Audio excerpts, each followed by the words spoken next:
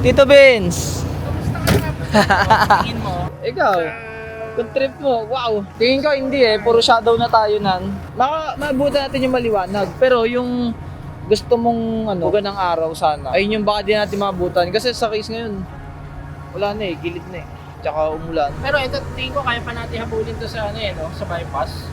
Oo naman, ayaw mo ibaba pa dito. Ito, flat na flat. Ano tong MoveMax na connect din dito sa Sa phone? Pero, pag nandito, dito ka...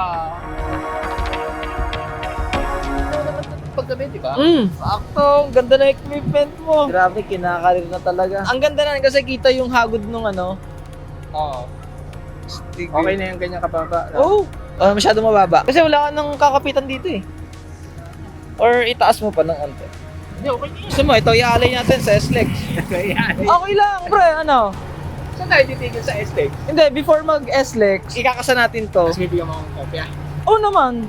Ito, pagkatapos natin, bunot. Di ba? Pwede nga tayo magdalawang angle sana, kaso wala tayong kasama Di ba? Try mo na lang. Sige, goods yan. Hello guys, welcome back to my channel. Meron tayong gagawin ngayon na malupit, kung saan kasama natin si Caffeine and Chrome, si Tito Vince, at inalok niya tayo na pagpapracticean niya daw yung kanyang bagong equipment na gimbal na nakakabit ngayon dun sa kanyang Agya, sa kanyang Wigo. Kaya ayun, eto makikita nyo guys yung mga gagawin natin.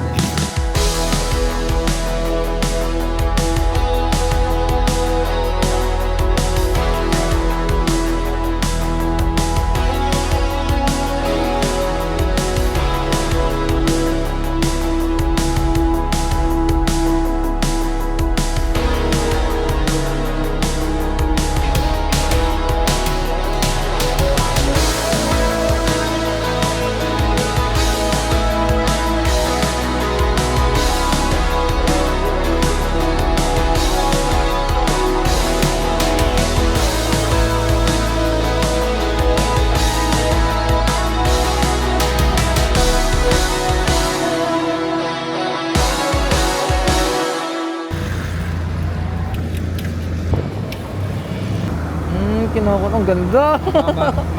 Mababa lang. Linaw. Maaraw lang dito park na to. Pero yung pataas tayo maganda Cinematic Ayos! Yay! Inisip ko, magraran sana ako kaso mawala sa Mamaya, pwede natin try sa S-Lex. Yung manual ko. Hindi, lang. At least makuha niya lang yung hanggang lagpas. Oo. Bahala na siyang ma-disconnect sa sa track. Ang ganda pag nagma-motion na gano'n. Uy! Ayos! Diba? Ayun yung paligong yan Ayan, ito siya maglalapit. Ayan Ayun! Kaya naman pala. Ayun nga pala yung bagong equipment ni Tito Vince. Naka-Osmo Pocket 3 na rin siya. Pero mas malupit yung kanya. Gawa meron siyang ganito. May gimbal siya, stabilizer na naka-mounted sa kanyang Agya. Dito kami sa tapat ng Olivares. Nagba-backtrack lang kami. Ito na kami guys. Yung test run namin kanina, paakyat ng Ayala.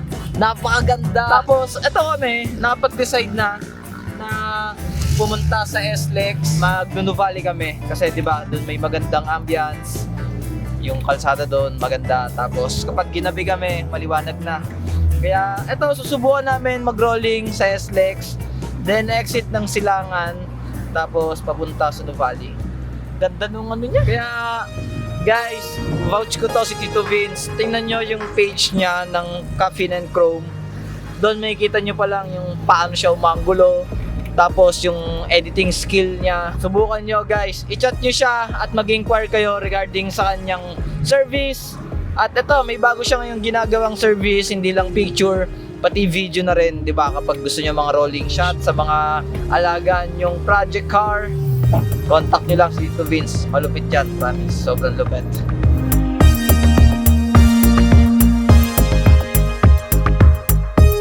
Traffic, dahil Saturday, uwian. Sana maabutan namin na meron pang araw kasi time is 5:11 at ito talaga yung magandang oras para mag-shoot, di ba, sa mga field. Tawagan nila golden hour. may problema ngayon, bigla ulit nag-overheat itong MR2. Good thing na traffic ngayon kasi wala pa kami sa SLEX, 'di ba? Kasi mas hassle. So, hindi na rin namin itutuloy for sure yung pagpunta dun sa Maino Valley, sa Silangan kasi wala na ring araw. Ayun, gagawin ko, pinapalamig ko lang habang bukas yung radiator fan. At sa case natin, kanina nag-start pa naman. Wait, tumatawag ang tropa. Hello, Billy. Okay na, tol. Thank you. Okay na, tol. Nakita ko nga din pagkasend ng video ko. Okay na. Oh, thank you, tol. Patukod na eh, no? Nagulat ako, sino yan? MR2. Yun lang. Oh, sige, ingat ka, brother. Sige, tol. Thank you. Ayun, nag-send kasi ako ng video sa mga tropa ko na nag-shooting nga kami dito ni Coffee and Chrome. Kaya, yung sa video na sinend ko, guys, makita yung kitang-kita tukod na yung ano. Kaya, napapatawag sila. Ilan sila? Lahat sila tumawag, oh. Oh, mga concerned netizen sila, guys. Haha-react to. Sila. Hi guys, I'm back. Okay na ulit itong si Chow. Cover it lang talaga.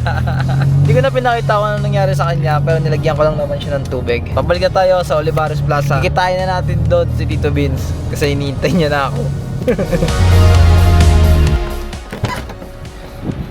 Okay din pala, hindi na tayo tumuloy. Madilim na eh. Tsaka ang traffic doon, labasan ng ano, di ba? Kinukuhanan na yung MR2. Kinukuhanan ko naman siya. Gusto mong donut?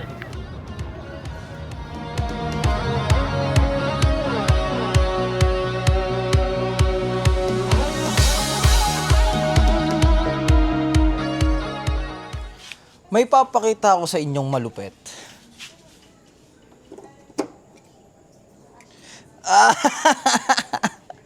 Nakikita nyo ba yan? Kadiri guys, so parang Biscoff, di ba? Wala steak. Ito yung dahilan kung bakit ako nag-overheat. Grabe yung build up.